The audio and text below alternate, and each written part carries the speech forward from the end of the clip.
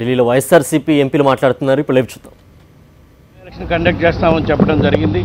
అదేవిధంగా Nandyal by election ఎప్పుడు conduct చేసినా సరే ఇక్కడి నుంచి సెంట్రల్ ఫోర్సెస్ని పంపించి, ఎందుకంటే రాష్ట్ర ప్రభుత్వం అధికార దుర్వినియోగానికి పాల్పడి ఏ విధంగా ఓటర్లను ప్రలోభపెడుతుందో రేపు ఓటింగ్ టైంలో కూడా ఓటర్లను భయభ్రాంతులు చేసే కార్యక్రమం కూడా చేస్తారు. కాబట్టి అధికార పార్టీ అభ్యర్థులు, అధికార పార్టీ నాయకులు ఇప్పటికే నంద్యాలలో సుమారుగా 10 మంది మంత్రులు క్యాంపు చేస్తూ అరాచకంగా ప్రజలను ప్రలోభ పెడుతున్నారు. వీటన్నింటినీ అరికట్టడం కోసం రేపు నంద్యాలలో ఫ్రీ అండ్ ఫెయిర్ పోల్ జరిగే విధంగా సెంట్రల్ ఫోర్సెస్ను కూడా పంపించాలని చెప్పి వైఎస్ఆర్ కాంగ్రెస్ పార్టీ తరఫున మేము డిమాండ్ చేయనుంది. వీటన్నిటిపై కూడా చీఫ్ ఎలక్షన్ కమిషన్ చాలా సానుకూలంగా స్పందిస్తారు. వాళ్ళు సరైన యాక్షన్ తీసుకుంటారని కూడా మేము ఆశిస్తూ ఉన్నాం.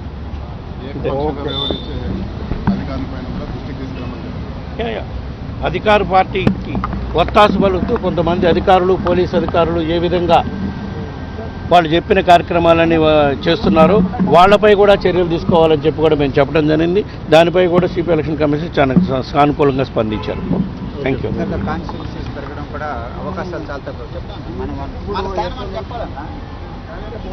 కాపీ ఒకటే ఉన్నట్టుందమ్మా, ఫోటో తీసుకున్నాం.